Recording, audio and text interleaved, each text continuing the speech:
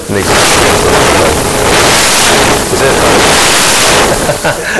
Excellent. Okay. So I understand we got guys from all over the world, right? So bonjour, hola, guten tag, ni hao. I think we covered all the major markets there. But how you doing? So yeah. So what I'm going to talk to you today about is cross media. So if I could just quickly, it's new digital media techniques merging with analog and all that sort of thing. So it's really coming from a purely marketing perspective. So I'm not sure where your background is, whether it's in marketing or PR or print or art or whatever it may be, but it will affect and is sort of kind of contingent on what all you do in one point or another. There's some touch points. So what's so important about cross media, and why has this name only just cropped up in the last 18 months? And why was there a massive show, as Chris said, 2 months ago, and now there's a magazine launched called Cross Media? Why is all this buzz happening, and why aren't we all on the bandwagon and hearing about it? So what it is really is there's been a massive, I mean, my background's print. I spent sort of 22 years suffering for my art, and for the next hour it's your turn to suffer for my art. So print was really cool, it was great, it had its heyday. I'm not saying it's over, but it's not where it was. And there's all these new media techniques coming in, and the marketeer is sitting there now. I mean, guess like if you go back 5 years ago, the marketeer probably had 3 or 4 options to get their message into market, whether that was externally getting it into market or internally through their own company. Now they've got a plethora, they've got loads, they can pick and choose. And this is why we're seeing declines in print runs, and we're seeing more emails coming through to your inbox, and you're seeing more text messages, and you're seeing QR codes popping up, and near-field communication, augmented reality, yada, yada, yada, right? So what is the challenge to the marketeer now, and what are they actually trying to do, and what is it that they've got? Well, basically their toolbox has just expanded, so they got a load of options. That's really cool, yeah? So the more competition, the better it'll be, right? Well, yes and no, because at the moment we're still in this very early stage of like the kid in the candy store, or the marketeer with his huge toolbox. So they're just picking and choosing, me too, I'll do this, my competitor's doing that, so I'll follow the same route, and all that kind of analogy. And that's not really the way we need to push through marketing, because you guys end up with junk email or email you don't want. You end up with direct mail coming through your door that's not relevant to you. You end up with text messages for pizzas, and you don't eat pizzas. And so it's all kind of mixed up and a bit confusing at the moment. So the whole underlining thing for cross media is data. Where everybody tells you, they might tell you it's the most funkiest. You might speak to a designer or an illustrator, and they might say, yeah, it's all about the design, it's all about the image and the creativity. No, it's not. Okay, it's all about the data. Okay, so you can have the greatest design in the world.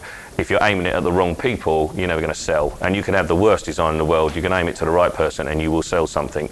So out of that simple equation, one is far better than the other, and the whole thing is driven and underpinned by data.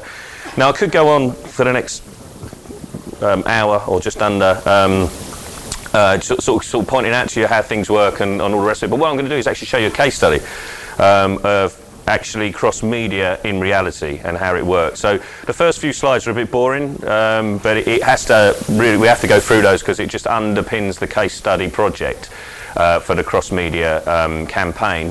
But then it starts getting a little bit more, not interactive, but a little bit more interesting. So this is my company. I actually started a company called Consorcio Group, which is a Spanish name for any Spanish speakers, and it means partnership or consortium.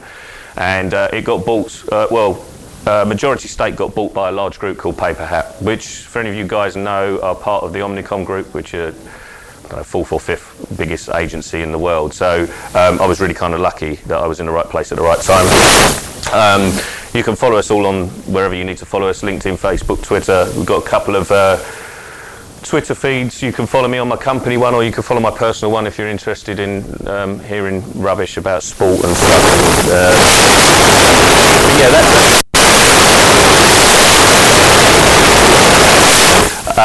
that's me.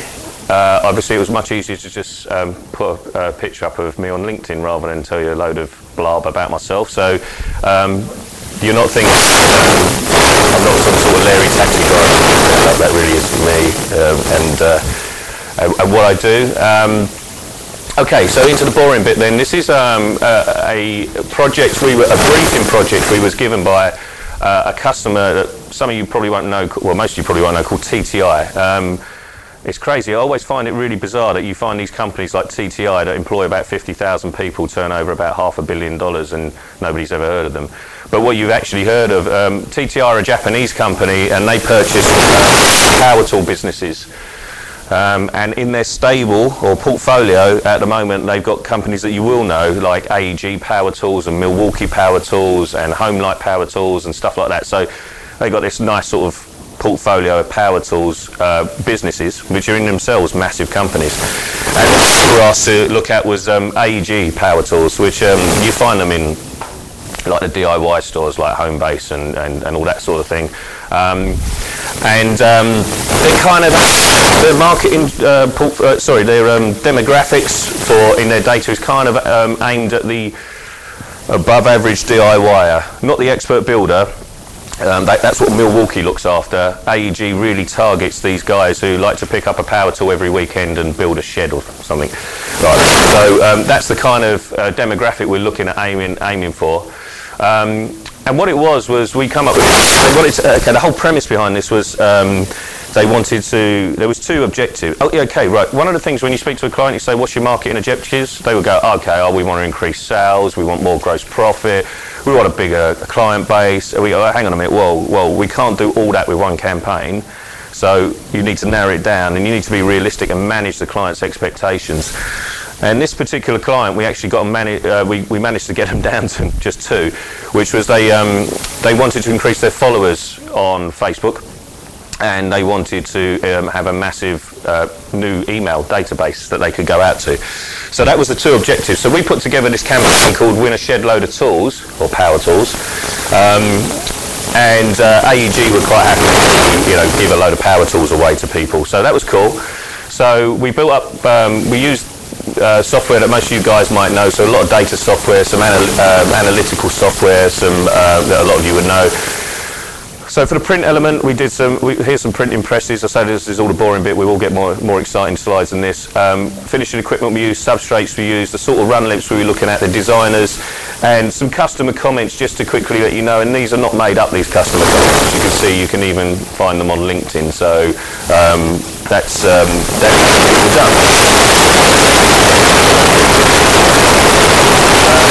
What was this? You don't have to read all this, by the way. I'm going to go through it.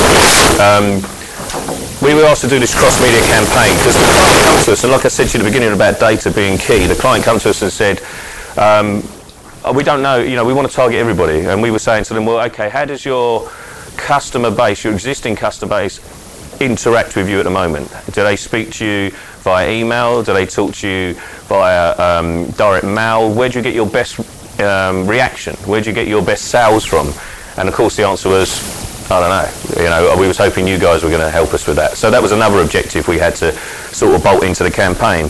So the true cross-media campaign was we were kind of given the option now, do we put all the efforts into one type of medium?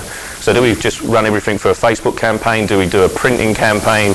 Do we do something through just QR codes? What do we do? Well, that would not have hit the market the way we was expecting, or certainly their market. So we decided to split it up into this new thing now called cross-media. So we've done this cross-media campaign. Now, this emphasises the point that print isn't dying or digital media is taking over, because every single one of you want to interact with every one of the brands that you interact with in a different way, right? Okay, so you might want an email to come through from Amazon, okay, because if it comes through as an email, you can click straight through into their offer, right, because you're sitting by your computer or your phone when you get your email. But for like, I don't know, Safeways or Asda or Waitrose or something like that, you might prefer a piece of direct mail with a coupon, so you can go into the store and redeem it, right, because it might be more tangible for you to do that. So even though you are an individual yourself, the way you react with different brands will be completely different. So that's one hard thing to actually come over. The next thing is your attitude changes as an individual. So I guarantee you, if I was to go around this audience, and I'm not going to, but if I was to say to you guys, okay, what's your favourite brand, or what do you like? Some of you might say Apple, some of you might say Amazon, whatever it may be. Some of you might say Pizza Hut, whatever. 6 months ago, you might have liked to get emails through Amazon. That might have been the way you like to interact with them. And all of a sudden now, you're just thinking, do you know what? I get so many emails from Amazon now, I'm just going to unsubscribe. So you unsubscribe from that, and Amazon will then realise you've unsubscribed. So what's the next thing Amazon do? They will send you something through the post, okay? Because they're very smart, Amazon. They're way ahead of most of the people on cross media. And they try and interact with you via the post until you sort of kind of throw them in the bin and don't react to those sort of things. And then they try another approach, whether it's through mobile marketing or whatever. So your attitude changes over a course of time. The way you interact with every single one of your favourite brands is different. So the whole thing is modular. So it's always dynamic, it's always changing, and the brand can never sit still. So the next best thing you can do is to try and maximise and understand your audience and how they want to receive the information. One of the things I tell every single, it's actually a slide in my pitch to any prospective client of mine, is if I could sell your product to the right person at the right time through the medium, I'll be a multi-millionaire, right? Okay, but no one can do that. So, and will they ever be able to do it? Who knows, maybe. But the closest you can get to it is to profile each one of you individuals and how you interact with the brand. So that's what we was kind of doing. But the way we had to do it was, we figured, right, there was 7 different types of media in one campaign. Okay, so normally you found historically, first of all, a few of those options weren't available 4 or 5 years ago. But secondly, you would find marketeers would go, let's put all the money into print and see how that would go. Let's put all the money into online advertising. Let's put all the money into TV and see how that would go. Or they would run a similar campaign, but they would have a different TV advertising to a different billboard advertising to a different type of internet advertising and a different type of print advertising. But it would all have an underlining theme. This is all joined up. Okay, so it all reacts off of each other. So we figured the best thing to do was, we're going to run a print campaign, we're going to run a QR code campaign, we're going to run an email campaign, Facebook, Twitter, and we're going to update the website for AEG as well. And we're going to get all those types of medium will have one objective, and that is, well, 2 objectives, and that is to pull people into the Facebook page, to increase the likes, and to gather their email addresses. That's it. That's the only underlying objective of all those 7 types of media. So, believe me. So what we did is we designed this very small little leaflet that was handed out in Homebase and I don't want to be brand biased here, I kind of think Wix, I do, and another large DIY store that I can't think of. They were handed out, they were on the counter. You went in and you bought your power tools. All they saw was win a shed load of power tools. This was a leaflet that was left behind with a QR code.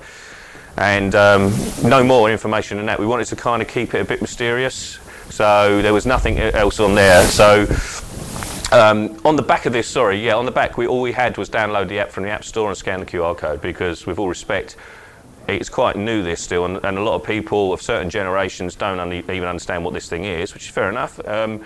So we had to put like a little caveat in there to say, like, make sure you scan this.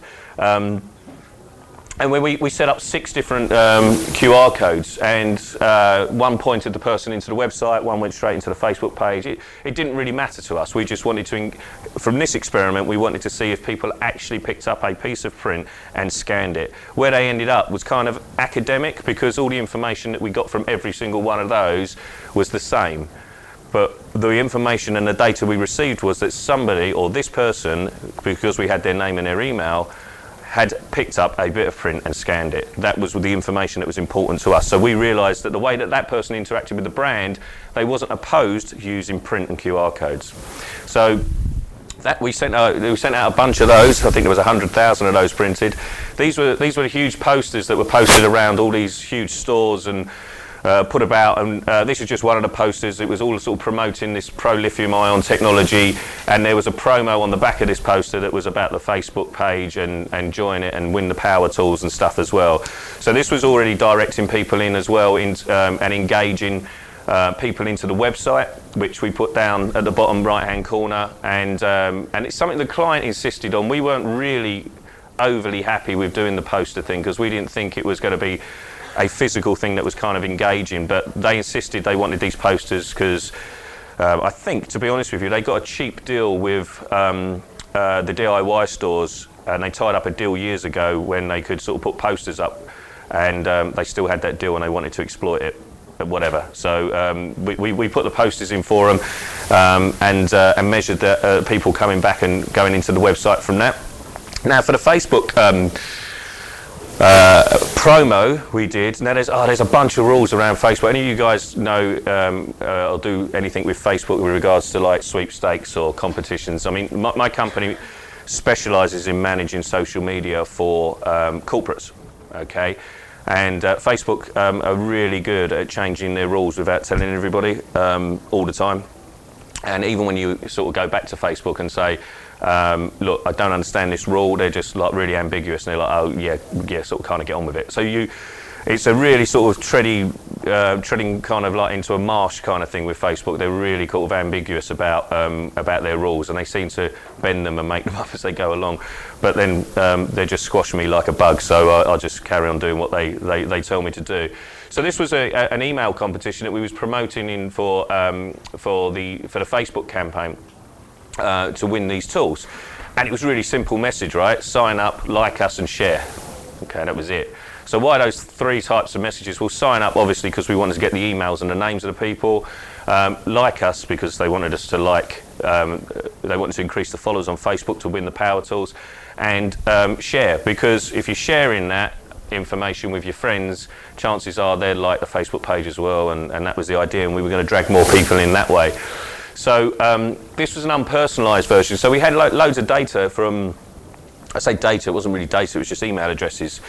And there was a bunch of data that come from the client, but they didn't know, it was really poor. The data was so poor. We had like initials, and on some we had no first names, we had like names spelt wrong.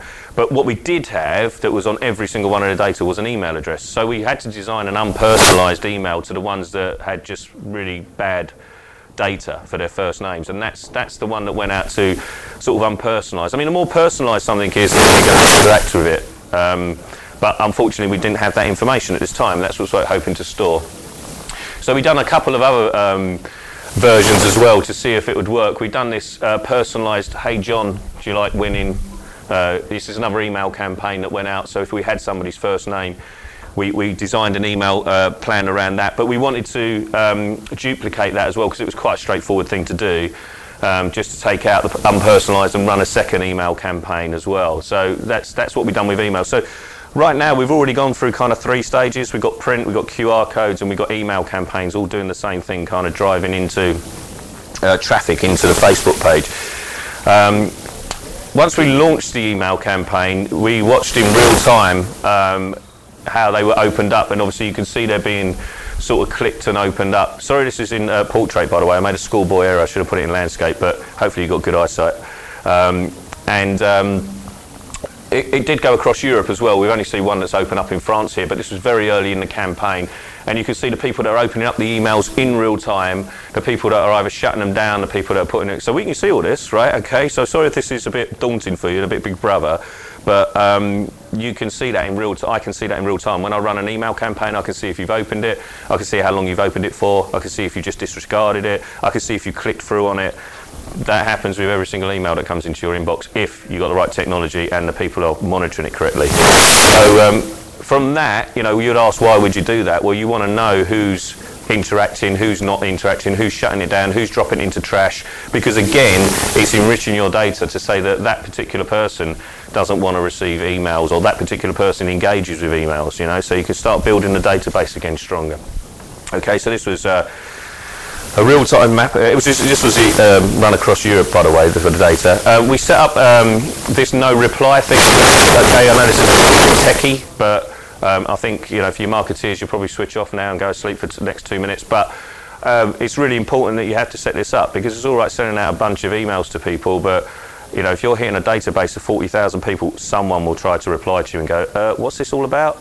So you need to set up a no reply thing. So this is one that I tested personally, and it just come back into my inbox and saying, you know, this is a free competition for the power tools, but don't reply to this email. If you want to unsubscribe, really key, you need to have that in there without a doubt. For the data protection laws, you need to have an unsubscribe as well, which is great, right? Okay, because don't think unsubscribe is bad from the brand's point of view. If you unsubscribe from the brand, then like I was saying with the Amazon example earlier, you can just say, right, that person doesn't want to engage with our brand through email, let's try a different medium. Okay, I mean, this all sort of, you've got to bear in mind, you've got to take this with a bit of generalism, because you if you're targeting a person who either owns Bosch power tools or has never got any intention of buying a power tool, even for a friend or relative, then that is just going to be a no sell. So it's pointless and wasting time and money. But until you do this due diligence and check if that person wants to interact with your brand, you will never know. Okay, so it's like, I guess all you guys must get things through, you know, like double glazing for your house when you've already got double glazing, or central heating, you know, when you've already got central heating, or, you know, buy red wine when you don't drink red wine. You all get that, but it's until that brand understands that you don't want that and that's not part of your portfolio of what you want, they will just keep sending it to you. Okay, so it needs that disengagement from the brand. And unfortunately, a lot of brands are bad at monitoring that disengagement, so you still keep getting the red wine stuff. If you get the red wine, send them on to me. The Facebook element, so this is the actual Facebook campaign live. So this was the banner that we dropped into Facebook. You guys, I don't know if you won't see this on your Facebook page, but when you run a company Facebook page and you get more than 30 likes, which isn't a lot, because you can just ask your friends and family, hopefully, to like your company page, you get Facebook analytics. I mean, it's just a very small snapshot of Facebook's analytics. So there might be, there's some more. Yeah, I'll show you some more in a second. And this sort of kind of gives you things, you can't read this, but this is your likes, but these are your days, these are how many posts you do, this is how many people are talking about you. So, you know, has this gone viral? Okay, so I'm not sure if you know, I don't mean to be patronising, but the difference between just liking and organic views and viral, when somebody talks about something going viral, an organic view would be 3,868 people could look at that and it's classed as organic, okay, because it's already people that like that particular page. So that's not really what you're trying to achieve as a brand. You're trying to increase the 3,868, which is what our objective was. So you want it to go viral. Now what viral means is it's not the people that are liking it that's liking it, so to speak. It's their friends or people that have seen them like it and then they like it. Okay, that's what's called viral. Or even if they've seen it, you can, on Facebook Analytics, you can see if people have actually viewed your page. So virality, that's the right word, is the key to building awareness about your social media presence. So obviously we had to write a bunch of terms and conditions, which I'll probably show you in a second, but it was really, really straightforward. We wanted to make this as easy a competition as possible, right? As soon as you start overcomplicating the competition, just people ain't going to engage, right? You know what it's like. If you can't click on 2 buttons and get through to something, you're going to switch off, right? Okay, unless you're a very sort of bored person who has nothing else to do. So all we wanted was name, email address, like and share. That was it, just 4 little things to do. You might turn around and say, well, that data is really, really small, and what really can you do with that? Well, the idea is once you've got that information, you've engaged with those people with email addresses, the next time you engage with that person personally, because you'll have their email and their name, you can then say to them, oh, you know, what's your address? Drop in your telephone number. So it's an iterative process about building data, because people's attention spans in general are very low. So they only want to put a little bit of information in.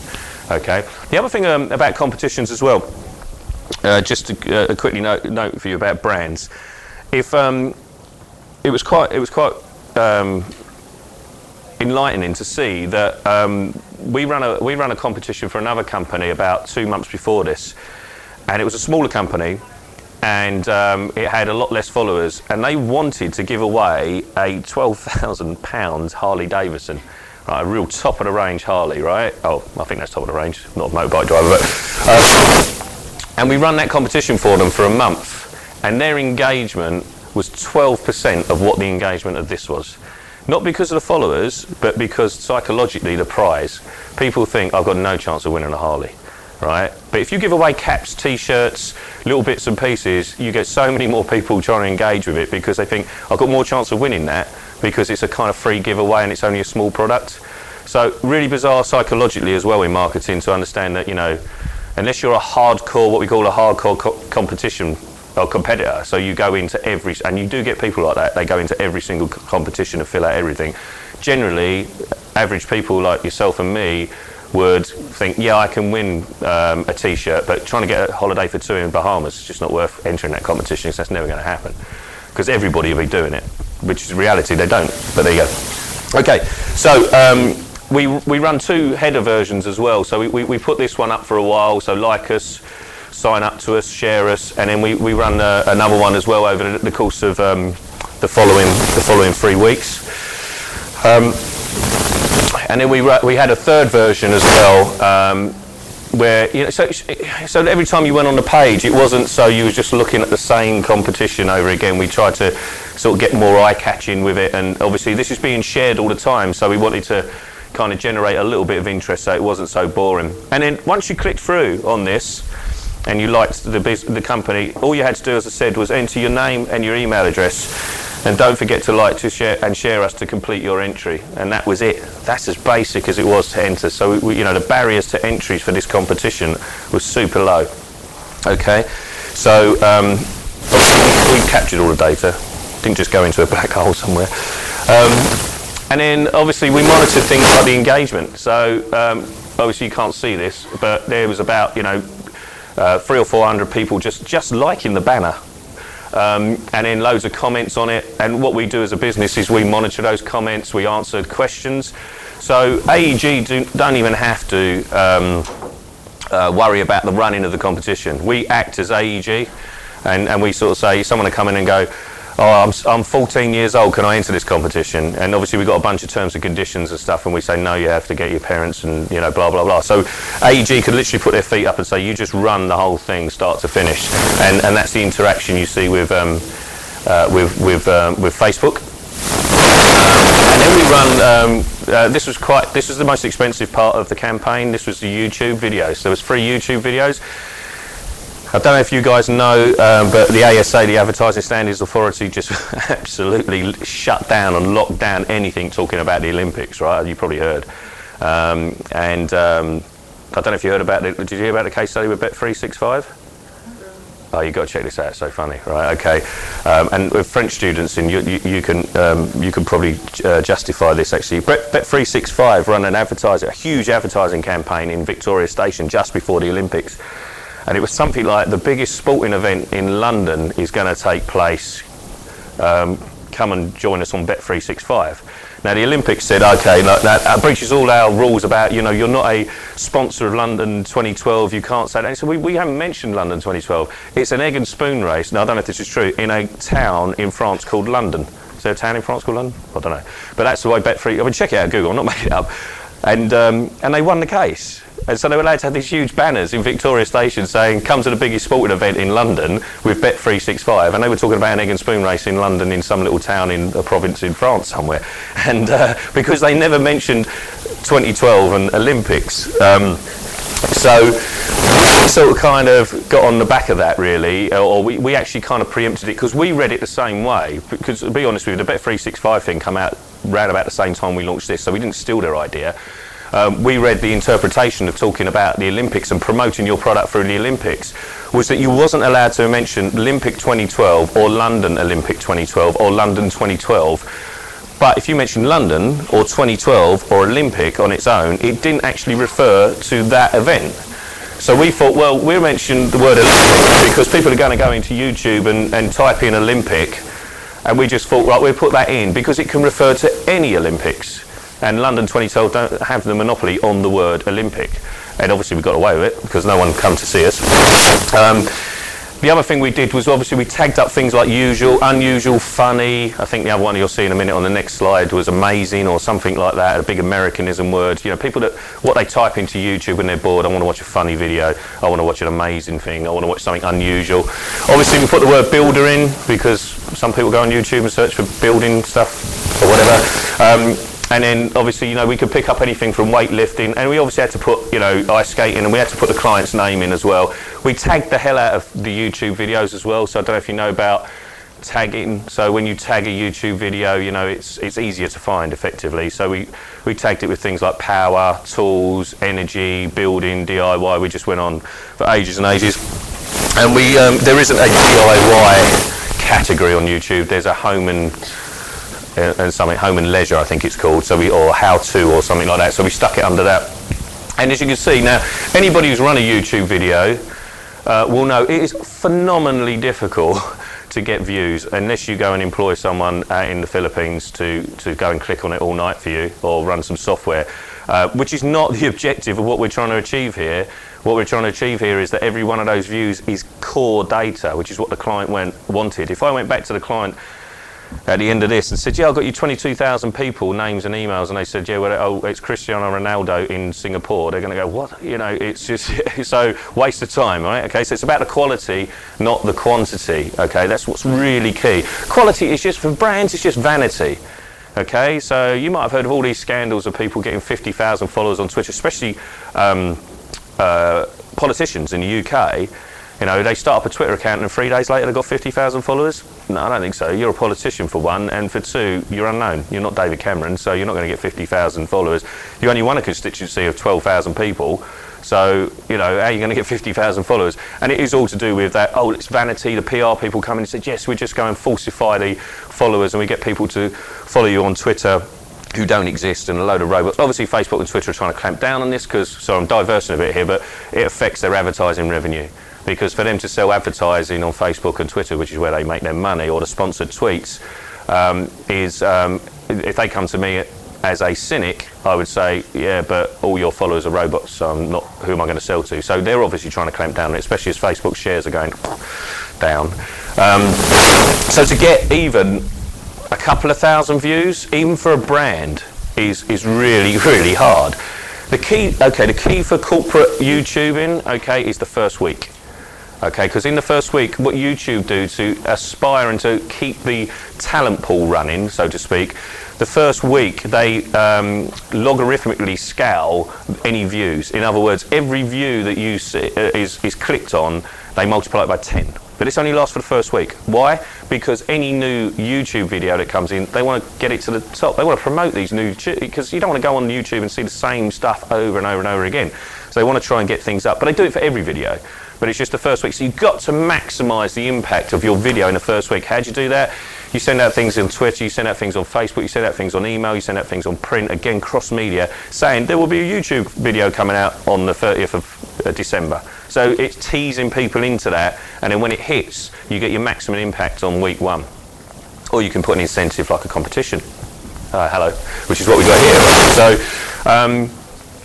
So yeah, so obviously we run these free videos, they were interactive, and then you click through on it, and once you click through, there was links into the Facebook page, into the competition. And obviously, you know, we captured as many people as we could who were coming through YouTube as well to watch the video. So, and that's the other video we did, which was amazing, a nice Americanism word that's overused. I was going to put awesome, but no, I just didn't think it was awesome. And obviously that picked up sort of 15,000 hits. Okay, now quickly the AEG Twitter feed, and you can see here AEG free power tool competition. Don't miss out. It's an amazing, maybe I did use it, opportunity to win this great power tool. You know, we had a look at conversations going through Hootsuite as well. People are interacting. We set up hashtags. Oh, by the way, there's a hashtags here, isn't it? LCC forums? Futures. So I've got my phone over there. Hannah, where are you? Is she in? I'll be here. She's been tweeting. So keep my eye on her. So yeah, just tweet. You got any questions? Tweet them on LCC Futures. I'll pick them up at the end, right? So, all right, we can talk at the end. So, if you want. So obviously, you know, we measured everything that was going through. We've done that in real time. So anybody asking any questions about the competitions, anybody asking, you know, when will I win, which was the most common one. It was really quite fun to look on Facebook and Twitter, really, and see what sort of questions were coming back. And a lot of them were people sort of trying to do more to win the competition. So instead of just, okay, use like, share, and put your email in, there was like people in there sort of going, oh, I've always wanted a power tool, and AEG has always been my favourite brand ever. It was like, okay, you got a little bit overboard. You're probably doing a little bit more than you needed to do, actually. But so it was quite interesting to these things. So this is the demographic of what we picked up with regards to data. Again, this is the boring bit where most people switch off, but it's the most important bit. Okay, so we could see which country they were coming through from, France, Denmark. We could see when they were interacting with us, what type of subscriptions we were picking up on email. As you can see here, sort of 42,000 sort of email subscriptions that were coming in either through print or social media or QR codes or And you can see some analytics here, and I'll go into this a bit about the demographics a little bit more. This is obviously winner shitload of power tools on Facebook, and you can see when the competition was sort of draining down, how much interaction, where we got them from. Really powerful data. You know, it's all cool to look at these lovely graphs, but you've got to do something with them, right? Here's why it's really quite interesting. Down here, this splits the your Facebook demographic people by sex and age. Okay, and now if I was to say to you guys before I showed you this slide, who's going to like an AEG Power Tools Facebook page? The majority of you would say guys aged 20 to 30, right, or 20 to 40. That is going to be your key demographic. Well, have a look. We didn't make this up. 49% of the people that follow AEG on Facebook are women. Okay, I think we can explain that in a second. And the age group actually is from 25 to 45. Is the biggest hit. So we was kind of right with the age as a guess, but it really shocked us that there was 49% of the followers were female, and then it kind of dawned on us that with all respect to builders, and I can say this because my dad was a builder, most of them either haven't got time, are probably not the brightest, or obviously throw their phones in the skip every time with the rest of the rubbish without realising, and it's much easier for them to come home from a day's work and say to the wife or the girlfriend, oh, follow that AEG, I saw an advert in the home base for it, you know, go and click on it and win us some power tools or something. And we thought, you know, obviously there's women obviously who like to do DIY, of course there is, but you know, majority generalistically are male. And so we was really shocked by that kind of demographic. And then we started to realise that, you know, the interaction we were having with the females on there were actually a little bit more interesting than we thought, because we went into it and they were people like furniture makers, which we didn't even think about naively and ignorantly, and they were people like home interior designers, and of course they're going to need tools, right? So why don't they follow AEG? So we were kind of wrong with that as well. So it's really interesting that you kind of sit down and have this preconception of what you think the audience target base is, and this goes back to, you know, the whole thing about what brands you like and when you like them and when you change. So that was really interesting to see, and a bit of a shock and a kick up the backside for us, because we're all learning. And then we got some more data and analytics for you to bore you. And this is like things like who liked us and when they liked us and who shared the information, so we know all about that, okay? So you're not safe. And then we run an advert as well, and then we can see where it's targeted, who hit it, who opened it up. This is the very first start of the advert. The first 7 days there was 26,272 interactions with it, huge spike at the beginning of it, Facebook do this cost per interaction. You can do two types of adverts with Facebook. You can do cost per interaction or cost per view, and when they say cost per view, that means it appears on the right hand side of your panel when you're on your Facebook page. You don't have to touch it, you don't even have to look at it. So the answer is, well, do you want it just to appear there, or are you really measuring the interaction? Well, we were measuring the interaction, so we do cost per click-through. So anybody who clicked it, we'd pay. So Facebook make the money. Wish I could do that. Anyway, okay. So last sort of slide here now. It's all good me standing up in front of you for the last sort of 45 minutes or so and saying how great this campaign was. But did it actually achieve anything? Yeah, well, you can see here, these are our results, and this is where we started. So obviously we didn't have any Twitter followers, because I didn't even have a Twitter feed, so we started that up for them. Their YouTube and their emails obviously didn't go out. They had website hits and then their QR code clicks, and we measured all these. So these were the increase in what we achieved across all those media. So we could measure every one of it across media, and we could see how it's impacted. This is absolutely key. Okay, they wanted this. They wanted the extra 3,500 followers they were delighted by just giving away a bunch of tools that cost them wholesale value.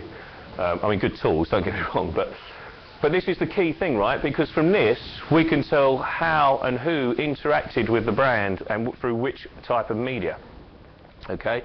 And the website one actually drove the campaign we run on the website, the banner we put across the website to promote the Facebook page, actually was the one that brought in more people than anybody else. Now, not all of them clicked through onto the Facebook competition, but all of them actually went through to the Facebook competition, but all 26,434 of those people actually clicked the banner to go through to Facebook.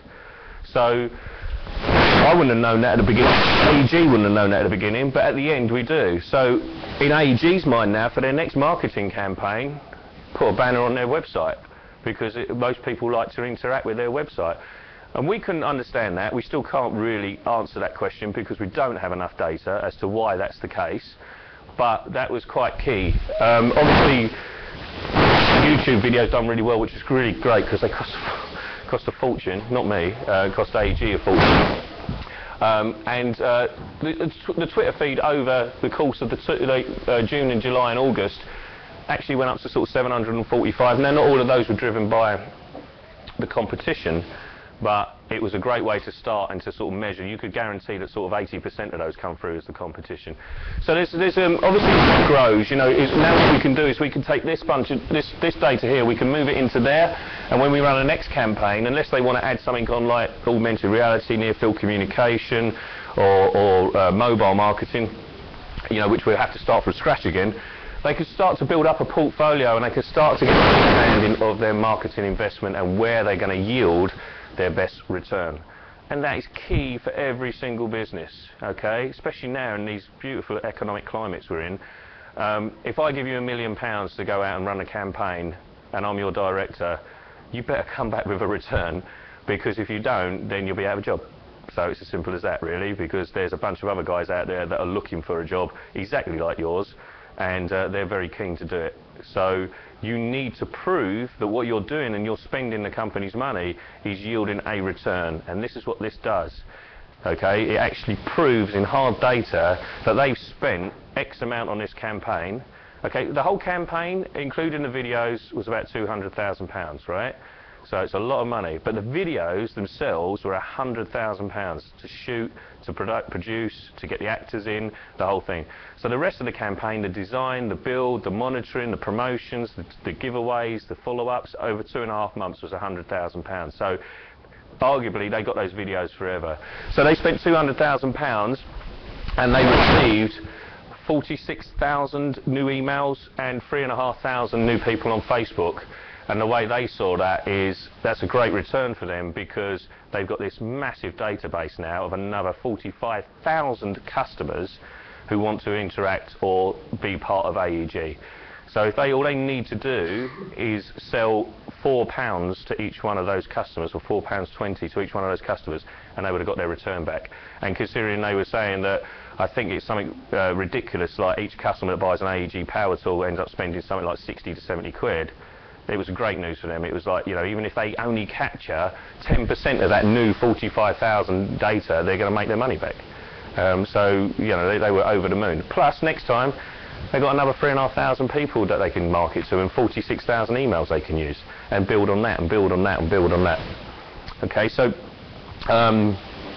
yeah, so that's it, really. That's all I'm going to bore you with. So hopefully that's giving you a good idea, and a real case study that actually happened, and a real campaign that we run, which uses different types of media, that all of you guys have interacted with one of those or another at some point, with a brand at some point. And this is what a brand needs to do, okay? So it's not about print dying, it's not about emails taking over the world or becoming spammable or whatever, it's not about YouTube being the greatest thing and Facebook being really cool. It's about a marketeer using each one of those in the right situation to the right person at the right time. They've all got their place. They all need to survive. They're just in the same pool, they're in the same toolbox, and whichever one the marketeer decides to take out is the right, hopefully with the right data, will be the right one to use. They might want to take the whole toolbox out, but that's fine. They've all got their place. Okay, so yeah, thanks guys. That's it really. There's some questions or something, is there?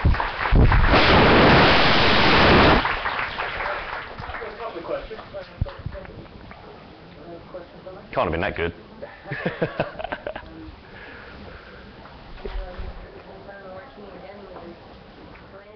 Yeah, well, we still run their Facebook and their Twitter account, but it's kind of, if I'm absolutely honest with you, which I obviously have been from the start, their budget has kind of run out until January. So what they've told us to do is they're paying us a retainer and saying, can you just run the Facebook and the Twitter account, but just monitor it, don't be sort of proactive on it. So it's a real shame, because after doing all this work, you know, we've got this great engagement now of all these people, I guess, what, for nearly 5,000 followers on Facebook or whatever it may be, and they're just sitting there going, well, okay, well, what happens next, you know? So it's a real shame, but finances are finances, and unfortunately, the good news for me is that I know there's not another company that they haven't given it to, you know. So that's the worst thing when you've got a client, you think you're doing a great job, you don't want to then go, oh damn, you know, they've given it to someone else. Was I too dear? Was I not good enough? The great news is that for me personally is that I know it's still my account, and when it kicks off in January again, hopefully there'll be a bunch of money. I've been promised 2013 they're investing heavily in social media because they've seen the impact of it now.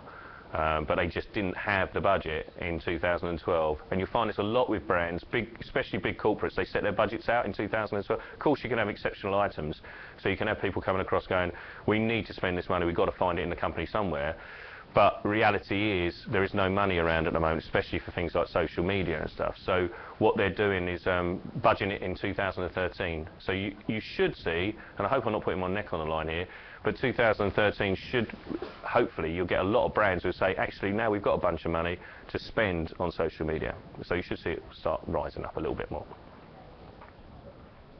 From a consumer point of view, QR codes are there Yep. It's very subjective is the easy answer for me to say there. Okay, let me give you, it's a very good question. Let me give you a couple of case studies, right? QR codes I think are really cool, right? Now you might think, okay, boring, near field communication's much better, but QR codes are cool when they're used right, okay, just like anything. I have seen some shocking horror types of uses of QR codes, and here as well, you know, we're talking like not LCC, but literally 200 yards away you can go down to Elephant and Castle tube station, where up until very recently, bear in mind, and I don't even know if it's still got it now, you couldn't get internet connection in the underground in London, right? And I used to see posters in London with a QR code on the other side of the track, right? So firstly, what am I supposed to do, right? Lean across the track with my phone and try and take a picture of that QR code. And secondly, if I did take a picture of that QR code, how's it going to send me anywhere where I've got no internet connection? So bad user experience, right? So the other ones I've seen, you know, QR codes on the back of vans. Like, well, are people going to chase that down the road? Or QR code on a T-shirt, you know, and you're never going to get that straight, you know. So it's bad experience where people have jumped on. I don't know if you guys know, but QR codes was designed by the Americans, American Army. And what they did is they wanted a real quick way, rather than barcode scanning of all their guns and weapons, and I'm not saying Americans are guns and weapon crazy, but this is absolutely true. And they designed a QR code so it would go on their weapons in their weapons store, so they could just go and click along the 20 M16s and whatever they were doing. And they had to have a special handheld device, and they designed it in the late 80s. And that was it, it stayed in the army. And because, you know, if you stuck a QR code out in the early 90s, the late 80s in the UK, and you haven't got a device to click on it, what's the point? So QR codes become popular. They've been there for years, but they become popular when mobile devices started to get smarter and you could download apps that could scan QR codes with good cameras, right? So that's why you've seen an influx of it. The trouble is, marketeers have gone, oh, QR code's great, yeah, marketing thing, yeah, let's just get it out there, bang, and just get some fault behind it.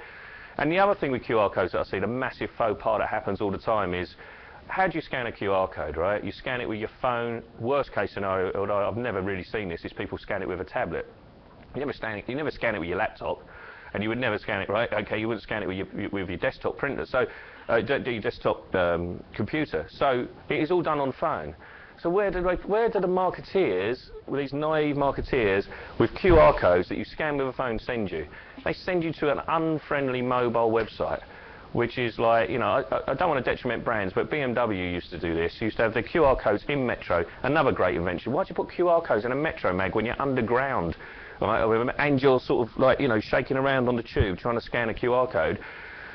So you, BMW actually pushed you through into the most unfriendly mobile website you could possibly. Didn't even think about designing a mobile-friendly website.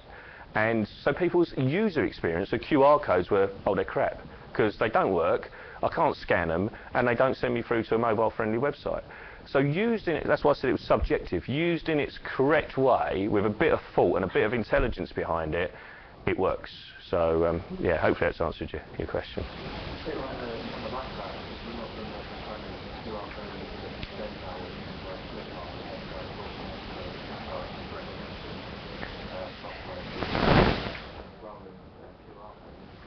Yeah, Blipper. With all respect, I mean, I've known the guy for Blipper for years, and he's a good guy, and he's got a long way to go because I've had the Blipper app. Oh God, for about 18 months, I guess. And whenever I sort of kind of pull it out to do an example with people, I never picks it. There was a load of stuff. He ran a bunch of stuff. Did he show you stuff from Cadbury's and the Metro? Oh, has he done that one? Yeah. Okay. Yeah. So he's probably moved on a little bit now, but he started with Cadbury's was a good one of his, and the Metro he started off doing one about a year ago. And you're right, that sort of thing is great. I mean, Google goggles, anybody seen that sort of thing? Yeah, okay, similar kind of thing. You know, near-field communication, you've all seen that when everybody says, you must have seen this brilliant advert it was on telly, it made me laugh. There was 3 phones and they were two old phones and 1 new phone, and it was saying I'm a near-field communications phone, and it wasn't a near-field communications phone. What it was a sticker on the back of the phone, so, you know. So all that kind of thing will make, yes, arguably QR codes become a little bit more redundant, but QR codes are cheap. They're so cheap I can generate a QR code for nothing. Okay, where for a near-field communication chip I need to pay, for Blipper I need to pay. So really it's where does it sit and which one do you use and what's best for your, they've all got a place. It's just how it fits in your portfolio, how it fits with regards to your demographic of your client base and how much money you've got ultimately. Okay, we'll stop there. Thank you very much, Ian. It's all right. I'm just gonna quickly check if any of you tweeted on the futures, and all the answer is yeah. Okay, so Mark Adamson and Hannah did. So if you've got any questions for me, just mention my name, but I didn't put my hand up. Where are you? You must have been in here. They may be on the screen. Oh, okay. Oh, yes, you're right. I watched this talk via the old stream, and Mark Adams is also listening to watching it.